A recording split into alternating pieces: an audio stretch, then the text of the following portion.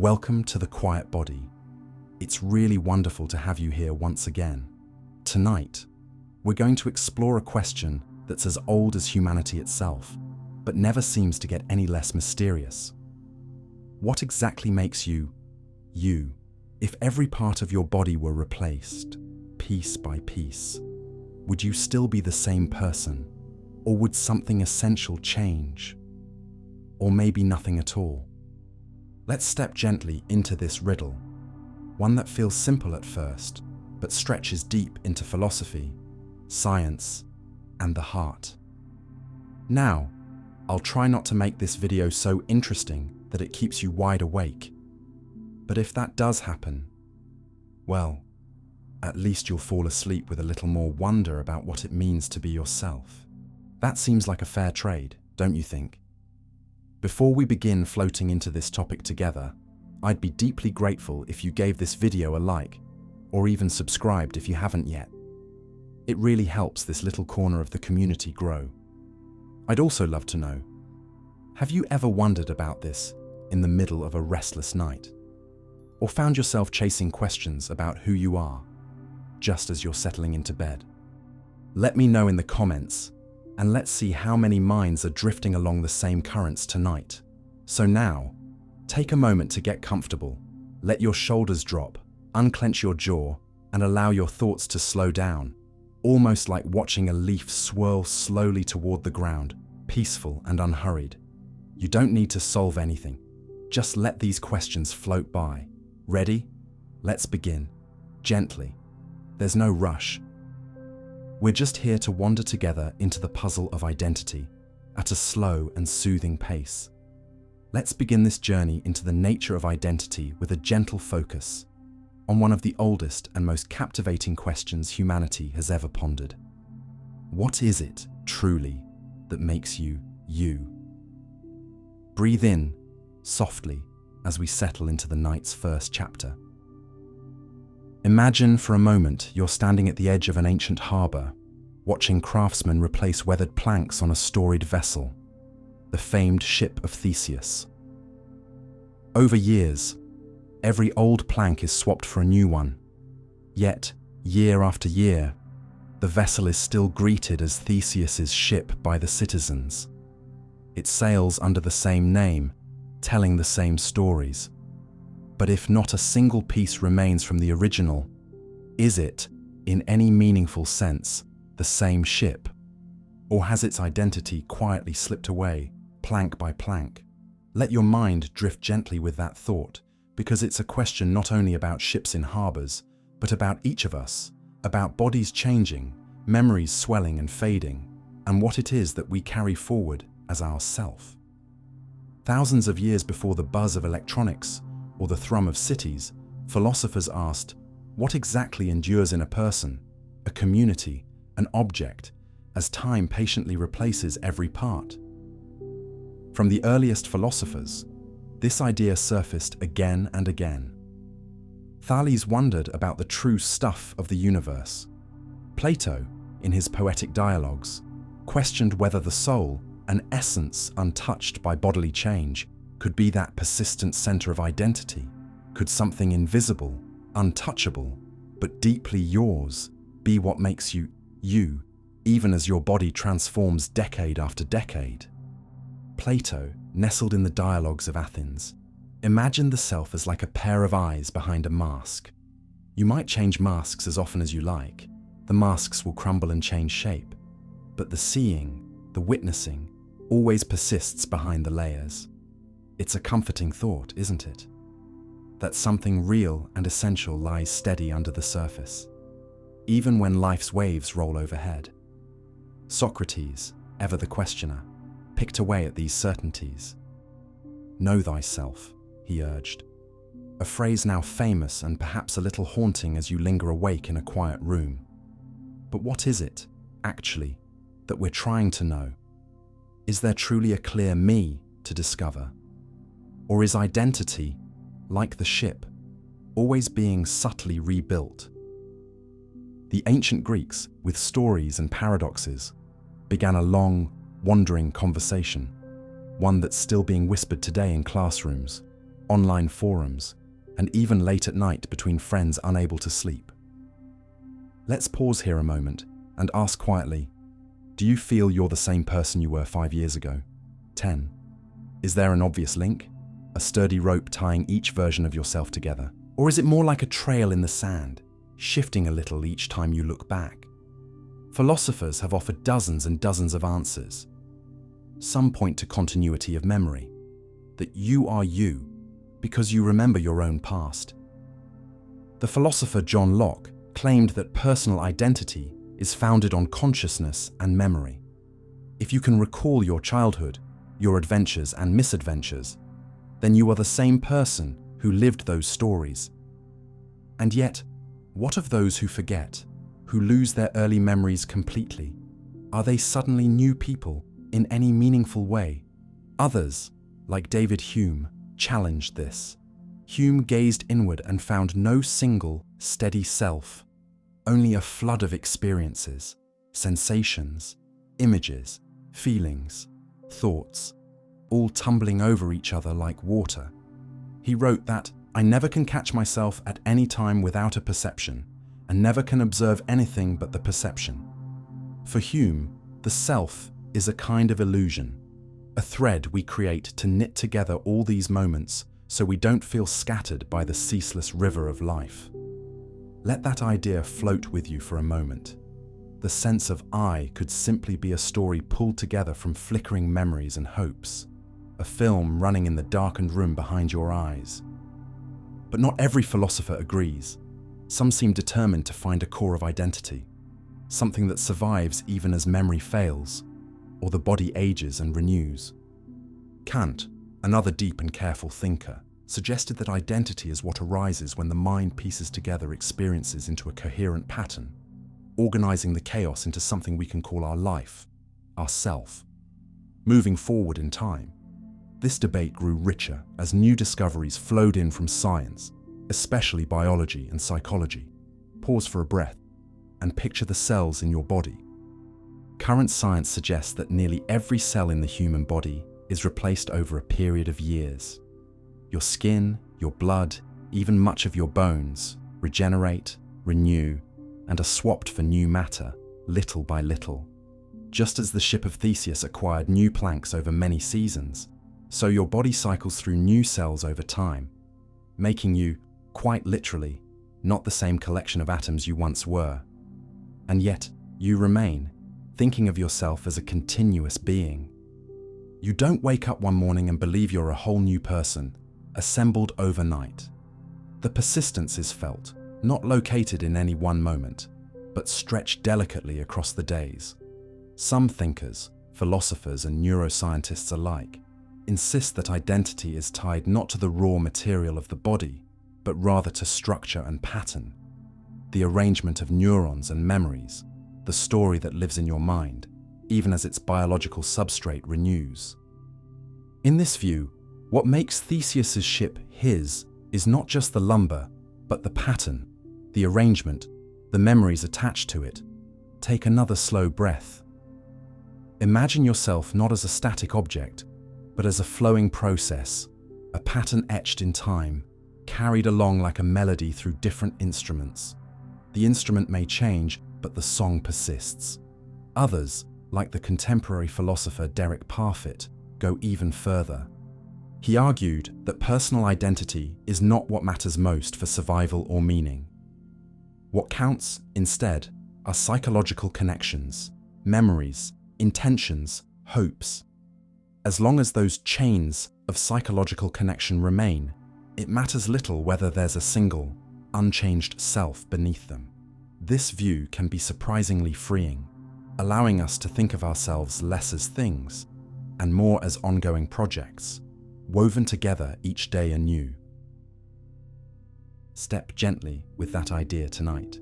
Who you are may truly, beautifully be a work in progress, a novel written in chapters you sometimes forget and sometimes rewrite. As you lie there, consider another curious twist. The identity of things is not just a human problem. Biologists debate when a colony of cells becomes a new organism. Legal scholars argue over the true identity of corporations as leaders and workers come and go, and laws are rewritten. And in the digital age, our identities may blossom and splinter. Online, under screen names that shift and evolve, we construct faces and histories that only sometimes overlap with our real life. If you close your eyes, can you sense which, if any, is the real version of you? Or do you exist in all those places at once, woven together by the mere act of remembering yourself as the same? There's comfort, perhaps, in the humility of it all. For all our searching and certainty, perhaps the puzzle of identity is not something to be solved, but something to be enjoyed and gently puzzled over, like a well-worn riddle. Tonight, as you sink further into stillness, let these questions shift and resettle. The ship of Theseus drifts along into the darkness, and so do you. Always the same, always a little changed. If you feel a smile growing, or perhaps a little wonder blossoming quietly inside, hold on to that as long as you wish. The journey toward knowing yourself may never end, but it can be a calm and comforting companion in the hush of midnight. Let yourself float, untethered, letting that ancient question, what makes me, me, move softly with you into dreams. You don't need to find an answer, only to rest inside the question, warm and at peace.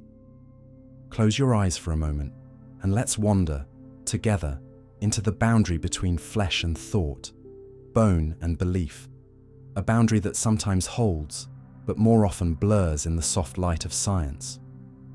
This is the half-lit territory of the body and the mind, two sides of being that seem, at times, inseparable, at other moments, drifting apart like mist and river. For as long as anyone has whispered questions into the darkness, we've wondered, are we our bodies, built from muscle and living cells, or are we our minds, patterns of memory, emotion and imagination, floating electric in the brain? Let's meander gently through both science and story, pausing along the way to listen for gentle echoes. The body. First, imagine your own heart beating steadily, your lungs drawing in cool air, your skin alive to every gentle breeze.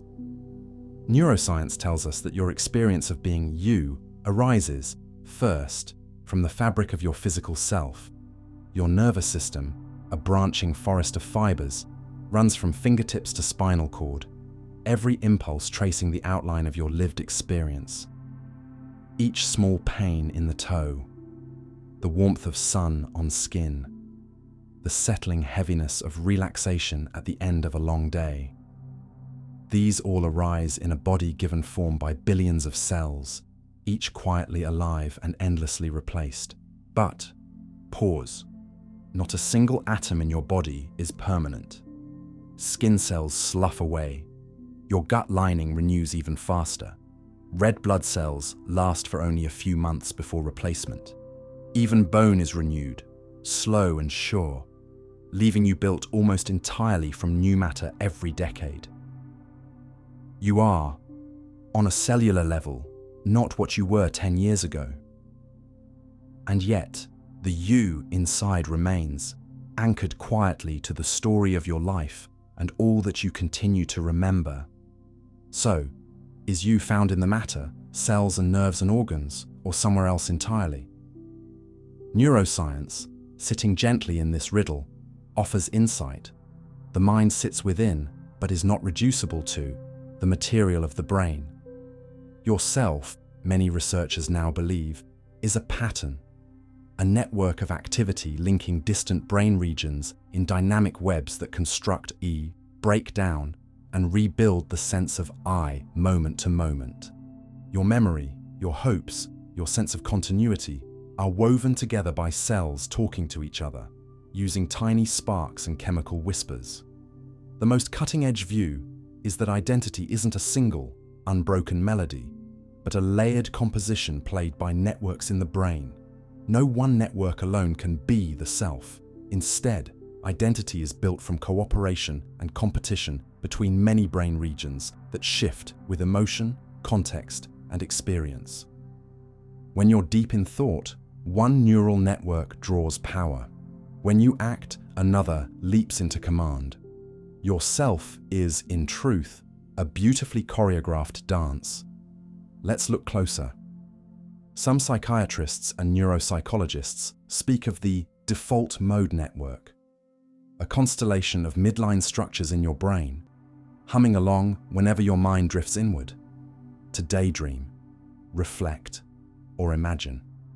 When you consider your own story, this network activates. Your medial prefrontal cortex, especially, seems crucial for a coherent sense of self and personal narrative. But this isn't the only network involved. The dorsal medial prefrontal cortex, for instance, lights up when you consider the perspectives and opinions of others. This is identity too, not just how you see yourself, but how you believe others see you, and how your sense of self is tested and shaped by every glance, every word, every brush with another life. Pause to breathe and consider, the self is not locked away. It's deeply social. The moods and intentions of those around you ripple into your own, subtly reshaping how you feel about yourself. Your identity is porous, shifting in quiet ways with each community you belong to, each person you love, each group you resist or seek. This is not only poetry, but proven by neuroscience, empathy, social pain, and even the judgments or kindnesses you imagine others hold toward you, all alter the pattern of yourself in measurable, dynamic ways. The sense of a singular, unchanging you is as much a shared, evolving experience as it is a private possession. But let's not float away from the material entirely. No, the body isn't just a shell. Real stories remind us that changing the body can change the mind, sometimes dramatically. Consider, for example, the curious stories that arise after transplants of organs, especially hearts. There are people, like Claire Sylvia, who, after receiving a heart and lung transplant, reported inexplicable new memories and desires, cravings for foods she'd never liked, dreams and sensations she couldn't tie to her own life.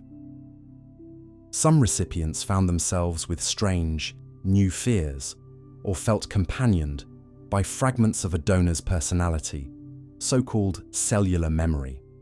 Skeptics argue that such changes could be the product of suggestion, medication, or even the traumatic, life-altering implications of major surgery. And yet, the stories persist. Patients describe, with quiet wonder or alarm, their sense of transformation, not just healed, but in subtle ways, irrevocably changed. Science hasn't yet settled the matter, but these real cases tease the borders between biology and identity, inviting us to consider that the self may, at least sometimes, be more than just an airy pattern spun by neurons. There are, too, the remarkable and rare examples of face transplants. Imagine, for one long and haunting moment, waking with a face not your own when looked at in the mirror. Recipients often report an overwhelming journey, not just physical adaptation, but a long interior struggle to integrate unfamiliar features into the sense of me. In some cases, people discover unexpected confidence or a jarring sense that old social boundaries have vanished. In others, there is grief and disorientation, a prolonged negotiation with both body and mind about where now their identity settles. Neuroscience offers something of an answer. Brain imaging reveals that recognition of one's own face depends on specialized regions, like the fusiform gyrus, that are tightly bound to emotional centers. When those familiar cues are lost or altered, the brain struggles to update its sense of who is being seen, a strange, humbling reminder of how deeply body and mind entwine. And on the smallest and largest scale, cellular identity studies offer new, even more mysterious layers.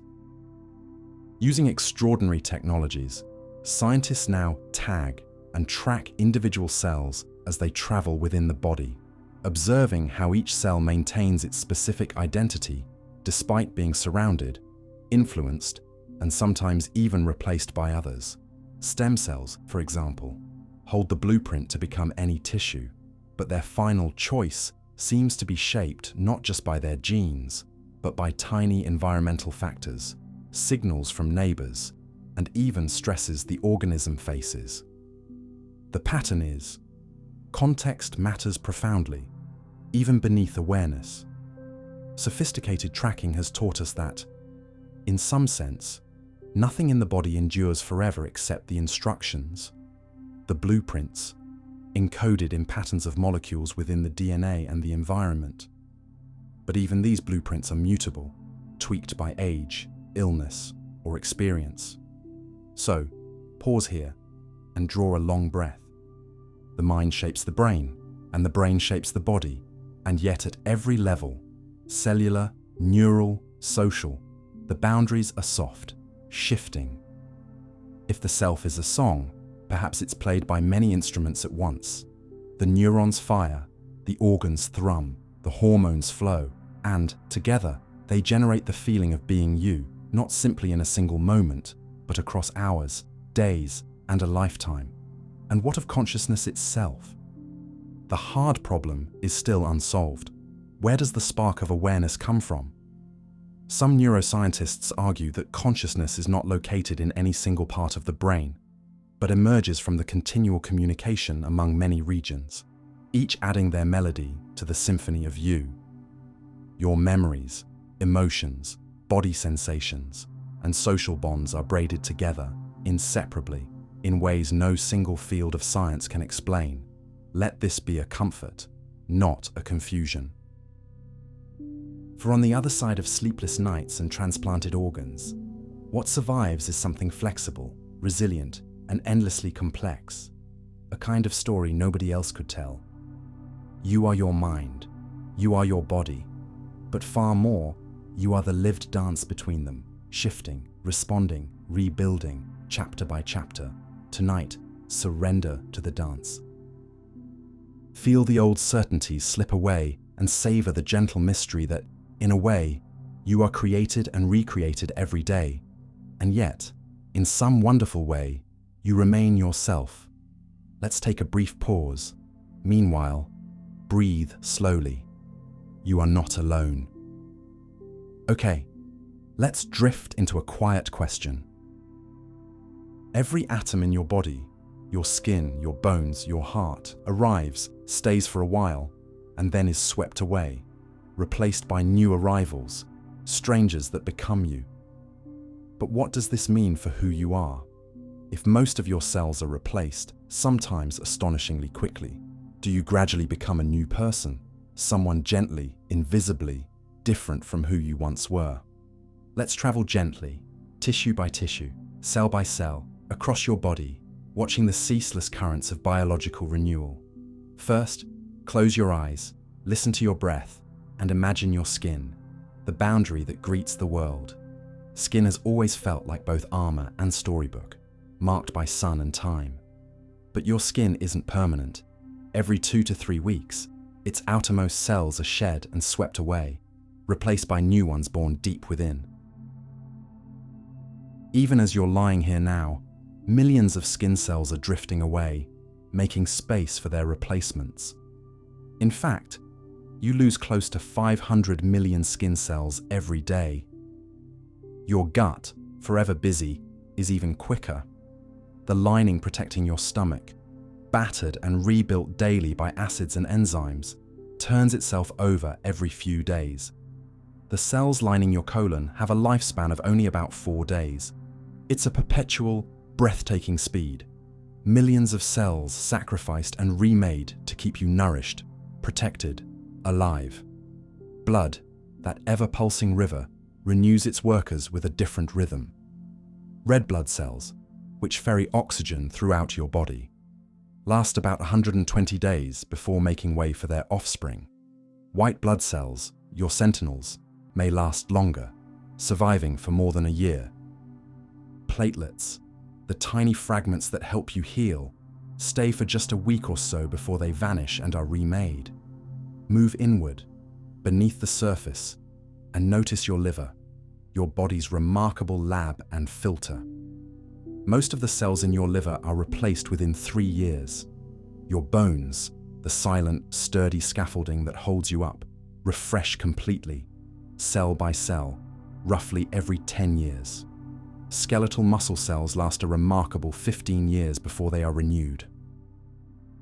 Fat cells, too, can live for nearly a decade.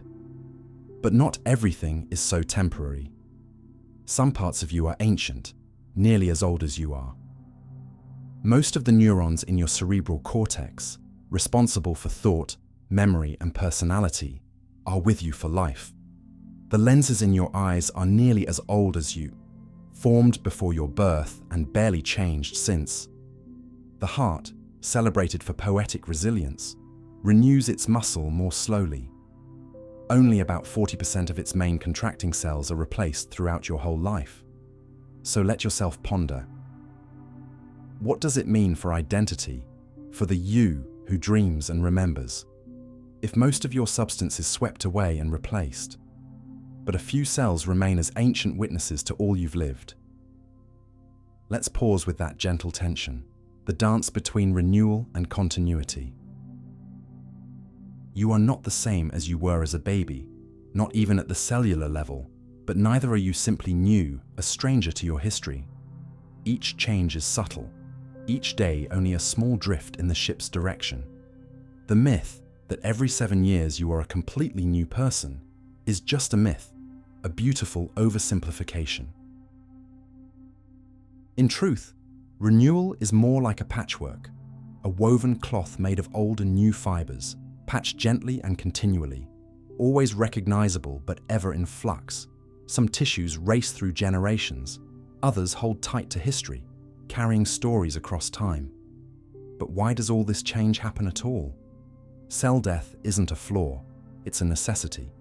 Deeper than skin, in the heart and liver and intestine, old or damaged cells need to be replaced for your body to function. Cells die, break down, and are swept away, a process called apoptosis. Mitosis, the division of new cells, is a counterpoint, a balancing act, making sure you never run short of the parts you need. The act of renewal is, at its most basic, an act of survival.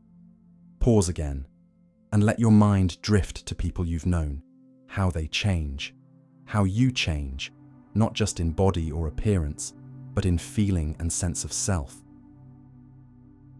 Is there something reassuring in knowing you are always new, and yet always a single thread running quietly across seasons and years? Philosophers and scientists both return, with gentle persistence, to this puzzle. If the raw materials of your body are always in flux, what endures? Is it the pattern, the way your cells are arranged, the memories you store, the habits and hopes that organize your life? A powerful answer from biology says, it's the arrangement that matters, not the building blocks. The you who persists is not a single cell, but the woven, humming pattern of teamwork among trillions. A pattern that stays legible even as page after page is rewritten. Imagine a river flowing gently through the night. It is never the same from one moment to the next, its molecules always moving on. And yet, we name it, recognize it, return to it as the same river. Your body is much like that, change and continuity intertwined, each making the other possible. Yet the story gets even subtler. Some of your body's parts, like scars or tattoos, stay for a lifetime. How? Because the ancient cells that rarely or never divide carry those marks, a kind of biography written into the body itself, a living memory of things you've survived. For some, this is a comfort. You are not static, never stuck, capable of renewal. For others, it's a reminder that we are never only what we remember or expect. Trauma, healing, joy, and learning, they are all imprinted not just in the mind, but in the fabric of your being, continually rewritten as your cells and story move forward. And so you sit quietly at the edge of this paradox. Most of you is replaced, and yet you are never undone. The river flows, and still, we call it by a single name. Tonight, cradle this thought as you drift towards sleep. You are not the same as before, and yet, in all the subtle movement, something steady remains. Change is not the enemy of identity, but its companion, a silent partner, renewing you, letting you experience each new day as someone gently, wonderfully you. Settle in, taking a soft, slow breath, and let your thoughts float lightly around a question that sparkles at the frontier of science and philosophy. What if the mind is just software? What if you are, in some strange sense, a program running on the wet, organic hardware of your brain? This is a gentle, playful, and sometimes unsettling idea. And it's one that has charmed thinkers, scientists, and poets for decades. An idea that pulls threads from the heart of ancient philosophy, modern neuroscience, computer science, and spiritual traditions that speak of the soul as something more than matter. Tonight, let's wander around this puzzle together, letting each possibility pass by gently as we drift deeper into the mystery. Let's begin with the analogy itself: mind as software, brain as hardware. The philosopher's metaphor, made vivid in the world of computers. You might imagine the brain as an intricate machine, a symphony of biological circuits, and the mind, the self, the experiencer, as the code that runs upon it. In this vision, your memories, your sense of self, your emotions and decisions all arise from the clever firing and networking of simple parts, shaped by evolution for 1,000,000 years and more. The appeal of this metaphor is obvious. Software can be moved, copied, or improved as hardware changes. Could the essential you be uploaded, transferred, or immortalized if we simply mapped all the right details? It's an idea that's fueled dreamers and Silicon Valley billionaires alike. But is this metaphor too simple? What is software, after all, without hardware? A set of invisible rules, entirely dependent upon a supporting, grounding machine. Can there really be a mind, wholly separate from the quirks, limitations, and history of the human brain that carries it? Let's float for a moment in the warm waters of philosophy. The question of mind and body, how they relate, what makes feeling possible, lies at the heart of the philosophy of mind, stretching as far back as Descartes in the 17th century. Descartes imagined the soul as a non-physical substance, separate from the body, directing and observing like a pilot in a ship. This is dualism, the idea that mind and body, or soul and flesh, are fundamentally different kinds of thing, entwined but distinct.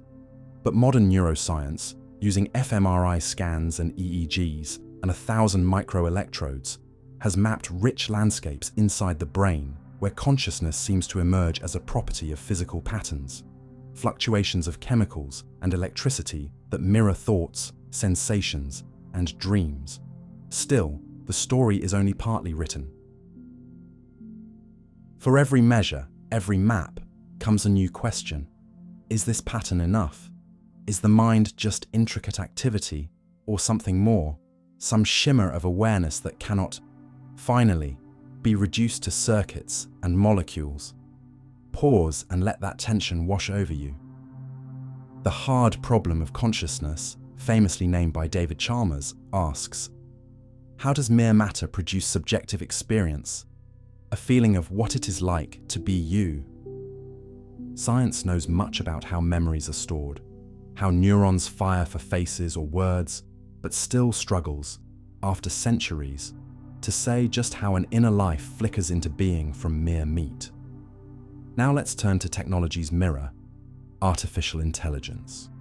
Modern AI, especially the neural networks powering today's language models, are explicitly modeled on the brain. Layers of simulated neurons organized in complex webs. These machines can now write poetry, play chess, paint pictures, and even chat with a kind of ghostly personality. Some leading thinkers at the cutting edge of research have publicly wondered, Could a sufficiently complex AI ever become conscious, acquire what it is like to be itself, even in a faint or flickering way? Here the debate blooms into paradox and possibility. There are those who claim, yes, consciousness, at root, is an information pattern. Build the right process, and you get an inner life, whether it runs on neurons or semiconductors. To them, the day may come when a program, given enough complexity and self-reflection, tells you what it feels like to see a sunset, to worry, to love, even to dream. Others object, pointing to the famous Chinese room thought experiment proposed by philosopher John Searle. In it, a person follows instructions to manipulate symbols in Chinese, producing perfect responses without understanding a word. Searle's point: mere symbol manipulation is not understanding. A simulated mind is not the same as an experiencing mind. Computers, no matter how clever, may always lack the semantics, the personal feel of real consciousness. So, as you gently weigh these questions, is the mind really just beautifully organized software? Or do our lives have a depth no machine or pattern can capture, a quality sometimes called soul? Many spiritual traditions, and indeed many ordinary people, sense that there is more to being than brains and circuits, a soul, an unmeasurable spark, the real I that persists through change, sorrow, and renewal.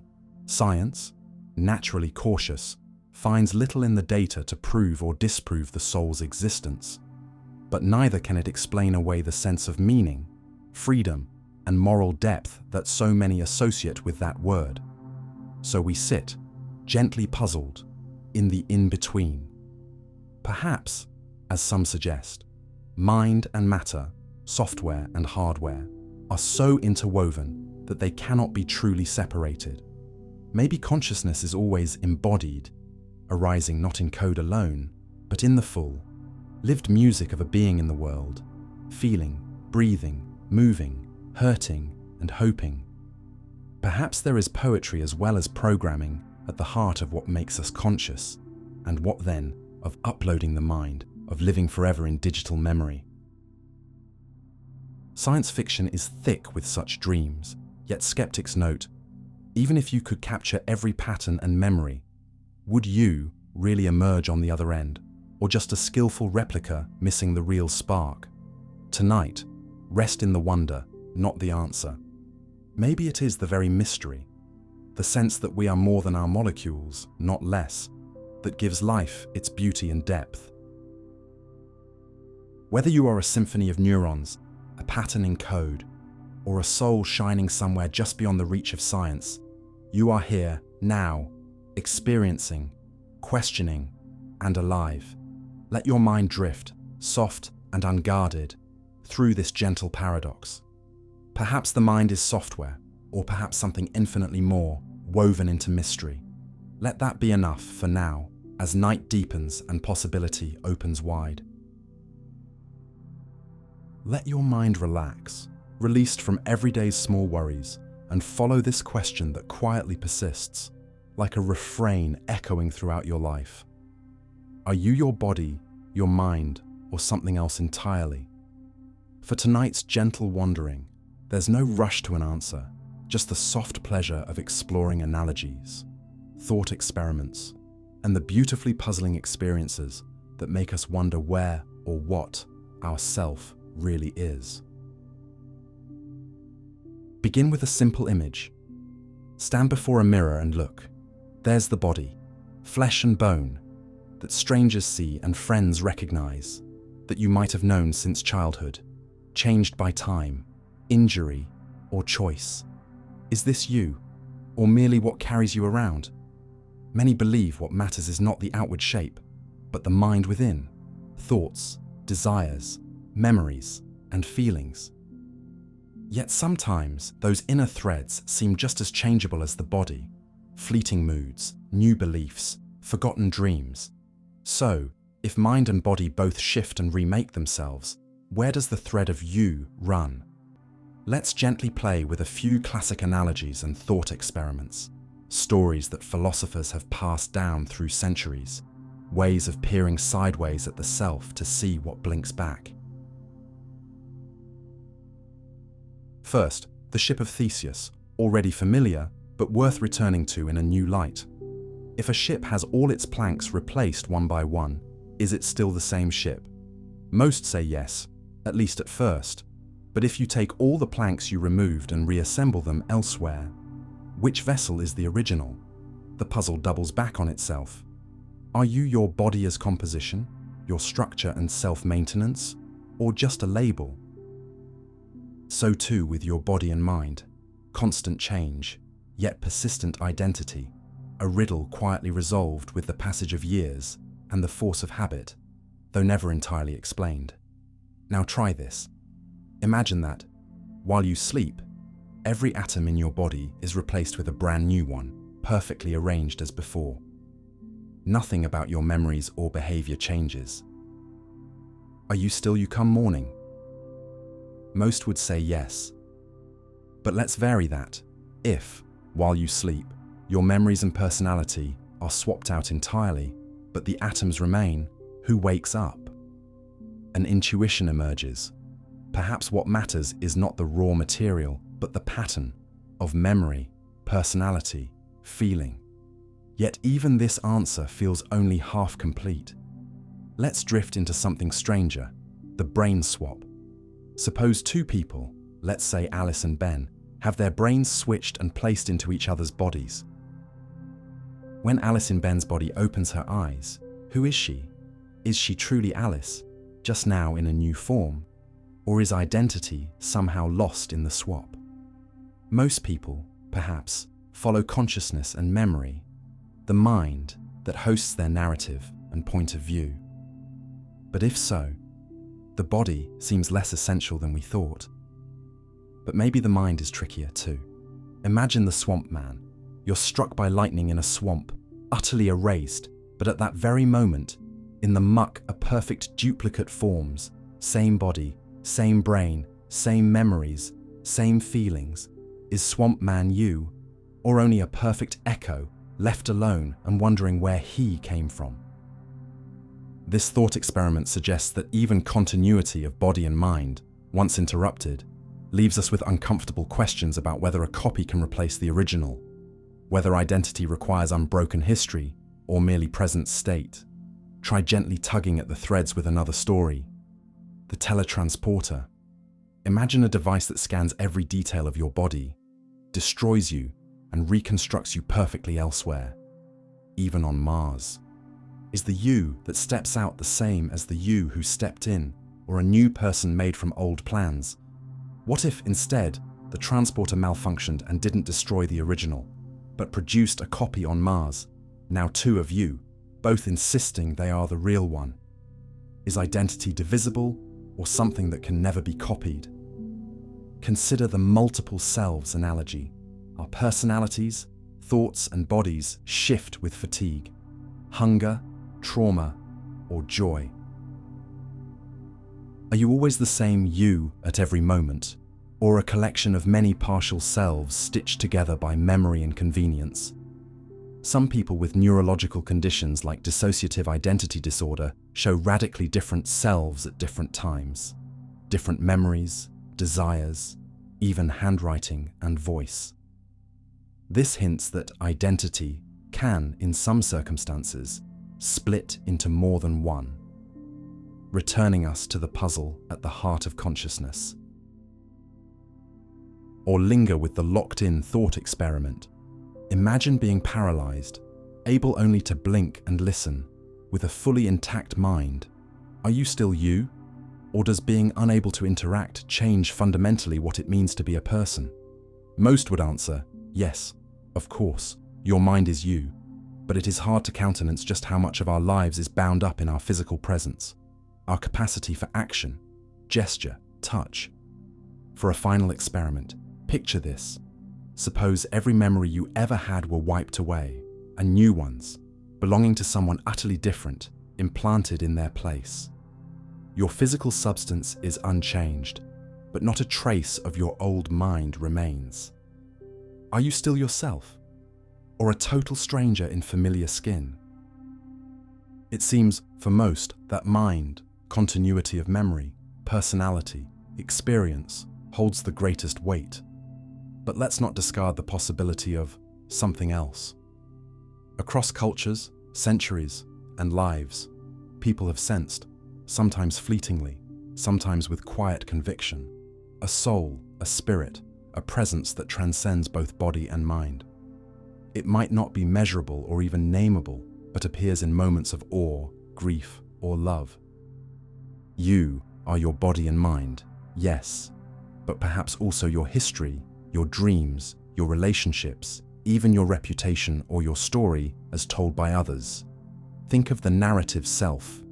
You are the story you tell, a novel in progress authored by your choices, your regrets, your cherished memories and hopes. People reinvent themselves again and again, and sometimes a new life story, chosen or accepted, lets you become, in a sense, a new person, no surgery or software required. Or consider the relational self, a self built in conversation with others, family, friends, lovers, adversaries. You are not isolated but emerge from every handshake, every smile or tear, every shared experience. This view makes self a moving point, shaped and reshaped by context, always relational, never fully closed or completed. For some, these analogies invite calm rather than confusion. If you are not just your body and not just your mind, but an ongoing interplay of pattern, memory, flesh, feeling, and relationship, then identity is not something to possess, but something to live, moment by moment, change by change. So tonight, let the questions roll and the analogies keep flowing. Imagine again the ship, sailing on, renewed by each storm and dock, yet always known as itself. Feel the rhythm of memory and forgetting, the solid ground of body and the airy heights of thought, weaving, unwinding, renewing. Are you your body? Yes, and yet, more. Your mind, always, but not only. Something else, perhaps, wonderfully, eternally, yes. Let the unanswerable puzzle cradle you into rest, a mystery to live, not solve. Tonight, simply be. Let your mind relax, released from everyday's small worries, and follow this question that quietly persists, like a refrain echoing throughout your life. Are you your body, your mind, or something else entirely? For tonight's gentle wandering, there's no rush to an answer, just the soft pleasure of exploring analogies, thought experiments, and the beautifully puzzling experiences that make us wonder where or what our self really is. Begin with a simple image. Stand before a mirror and look. There's the body, flesh and bone, that strangers see and friends recognize, that you might have known since childhood, changed by time, injury, or choice. Is this you, or merely what carries you around? Many believe what matters is not the outward shape, but the mind within, thoughts, desires, memories, and feelings. Yet sometimes those inner threads seem just as changeable as the body, fleeting moods, new beliefs, forgotten dreams. So, if mind and body both shift and remake themselves, where does the thread of you run? Let's gently play with a few classic analogies and thought experiments, stories that philosophers have passed down through centuries, ways of peering sideways at the self to see what blinks back. First, the Ship of Theseus, already familiar, but worth returning to in a new light. If a ship has all its planks replaced one by one, is it still the same ship? Most say yes, at least at first. But if you take all the planks you removed and reassemble them elsewhere, which vessel is the original? The puzzle doubles back on itself. Are you your body as composition, your structure and self-maintenance, or just a label? So too with your body and mind, constant change, yet persistent identity, a riddle quietly resolved with the passage of years and the force of habit, though never entirely explained. Now try this. Imagine that, While you sleep, every atom in your body is replaced with a brand new one, perfectly arranged as before. Nothing about your memories or behavior changes. Are you still you come morning? Most would say yes. But let's vary that. If, while you sleep, your memories and personality are swapped out entirely, but the atoms remain, who wakes up? An intuition emerges. Perhaps what matters is not the raw material, but the pattern of memory, personality, feeling. Yet even this answer feels only half complete. Let's drift into something stranger, the brain swap. Suppose two people, let's say Alice and Ben, have their brains switched and placed into each other's bodies. When Alice in Ben's body opens her eyes, who is she? Is she truly Alice, just now in a new form? Or is identity somehow lost in the swap? Most people, perhaps, follow consciousness and memory, the mind that hosts their narrative and point of view. But if so, the body seems less essential than we thought. But maybe the mind is trickier too. Imagine the swamp man. You're struck by lightning in a swamp, utterly erased, but at that very moment, in the muck a perfect duplicate forms, same body, same brain, same memories, same feelings. Is swamp man you, or only a perfect echo, left alone and wondering where he came from? This thought experiment suggests that even continuity of body and mind, once interrupted, leaves us with uncomfortable questions about whether a copy can replace the original, whether identity requires unbroken history or merely present state. Try gently tugging at the threads with another story. The teletransporter. Imagine a device that scans every detail of your body, destroys you, and reconstructs you perfectly elsewhere, even on Mars.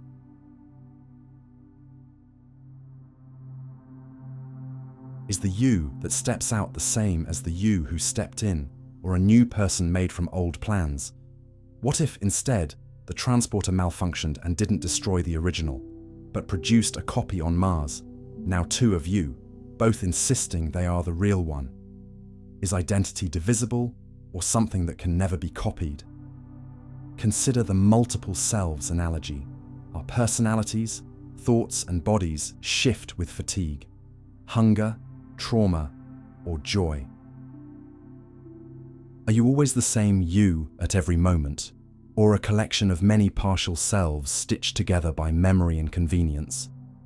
Some people with neurological conditions like dissociative identity disorder show radically different selves at different times, different memories, desires, even handwriting and voice. This hints that identity can, in some circumstances, split into more than one, returning us to the puzzle at the heart of consciousness. Or linger with the locked-in thought experiment. Imagine being paralyzed, able only to blink and listen, with a fully intact mind. Are you still you? Or does being unable to interact change fundamentally what it means to be a person? Most would answer, yes, of course, your mind is you, but it is hard to countenance just how much of our lives is bound up in our physical presence, our capacity for action, gesture, touch. For a final experiment, picture this. Suppose every memory you ever had were wiped away, and new ones, belonging to someone utterly different, implanted in their place. Your physical substance is unchanged, but not a trace of your old mind remains. Are you still yourself, or a total stranger in familiar skin? It seems for most that mind, continuity of memory, personality, experience, holds the greatest weight. But let's not discard the possibility of something else. Across cultures, centuries, and lives, people have sensed, sometimes fleetingly, sometimes with quiet conviction, a soul, a spirit, a presence that transcends both body and mind. It might not be measurable or even nameable, but appears in moments of awe, grief, or love. You are your body and mind, yes, but perhaps also your history, your dreams, your relationships, even your reputation or your story as told by others. Think of the narrative self. You are the story you tell, a novel in progress authored by your choices, your regrets, your cherished memories and hopes. People reinvent themselves again and again, and sometimes a new life story, chosen or accepted, lets you become, in a sense, a new person, no surgery or software required.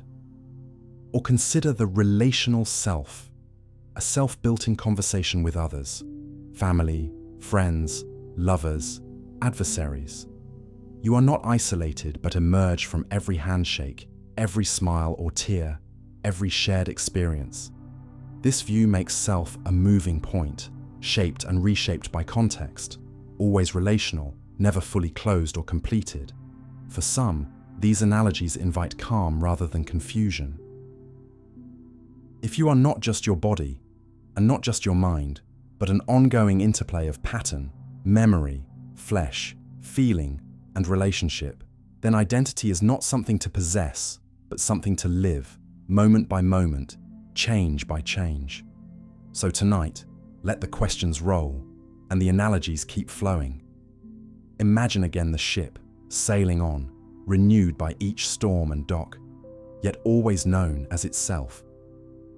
Feel the rhythm of memory and forgetting, the solid ground of body and the airy heights of thought, weaving, unwinding, renewing. Are you your body? Yes, and yet, more. Your mind. Always, but not only. Something else. Perhaps. Wonderfully. Eternally. Yes. Let the unanswerable puzzle cradle you into rest. A mystery to live, not solve. Tonight. Simply be.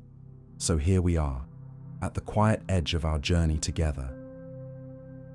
Softly, slowly, let's return to where we began, with that gentle question. If everything in you changed, one small piece at a time, would you still be you? Maybe there's comfort in not knowing. Maybe the point isn't to reach an answer, but to drift peacefully inside the mystery. The way a ship returns to the same harbor after a night at sea, altered but unmistakably itself. If you're still awake, even just barely, I hope you found a pause in your thoughts. I hope your heart feels a little lighter, and that wonder has made itself at home beside your questions. You're part of something so much larger than the hours, the worries, the fragments and changes. And sometimes, that's enough. Sleep gently, and remember, being a mystery isn't a flaw, it's the most beautiful thing about being human. Good night.